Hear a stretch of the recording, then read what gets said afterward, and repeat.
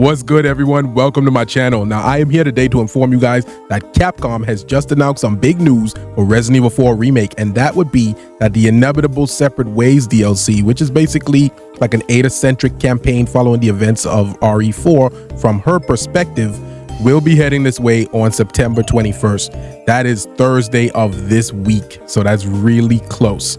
Now, that is exciting for two reasons. Number one, I'll be live streaming it, and that's going to be immensely fun. So y'all make sure y'all come through for that. I'll also give you guys like half a day head start or so after the game releases, so that way you can play it yourselves, and I won't end up spoiling it for you if you do decide to come watch my stream of that DLC. And number two, from the looks of it, some of the content that got cut, like the laser bit with Leon, is making a return, so that's pretty dope. But they decided to give that segment to Ada, since she, I guess, is a more appropriate character for that role. You know, she's all nimble and, you know, spy-ish and whatnot, so that probably suits her better, with that, which I think I agree with. Whether that part will be interactable or automated has yet to be seen, but either way, I am very, very happy that that actually makes a return. From a story perspective, it does look like Lewis will be getting more spotlight to continue fleshing out his character repentance arc, and he'll also most likely be sharing lots of moments with Ada in cutscenes and during gameplay sections, so expect there to be at least a dozen moments of him shooting his shot with her. And yeah, that was a brilliant pun, and I will never let you guys take that away from me.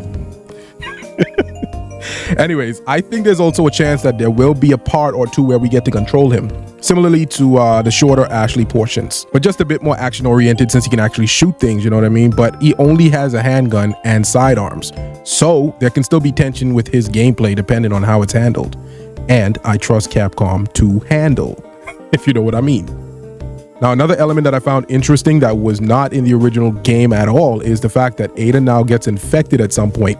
And if I had to make a guess at gunpoint, we are really not shooting blanks with the puns today, huh? Anyways, I'd say that Mendez most likely has his way with Ada and gives her an assortment of STDs at some point, since you have to remember that she did rudely interrupt him and Leon's meetup. Now, I do think that she is going to eventually escape, maybe via some flashy shenanigans, or he might just let her live, similarly to how he let Leon live after he became infected. But I'm actually most interested in seeing how she handles the pain from the Plagas removal machine. Maybe we'll get like a meme or two out of it. I don't know, y'all. We'll see. We also have a very hype change from none other than Albert Wesker himself. This man has finally noticed that Leon's games get all the shine, so he wants a bigger piece of that pie. My man was at his desk like, there are way too many good-looking characters in this game.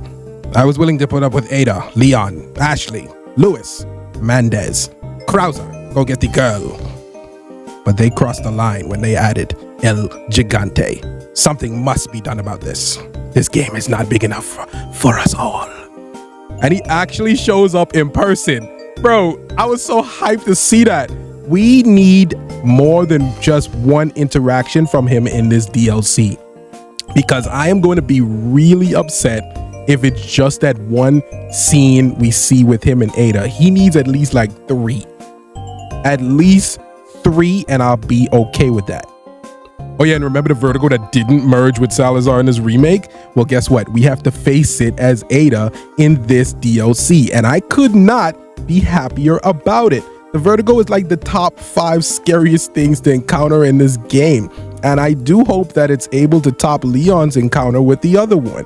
And with the grapple mechanics and stuff like that, I'm sure the boss fights are going to provide a whole new feel to facing some of these familiar threats.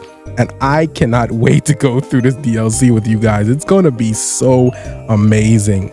Now, I know you guys wanted the DLC for free, but it does seem that Separate Ways will be priced at $10, which is acceptable to me personally if the content is solid and lengthy enough.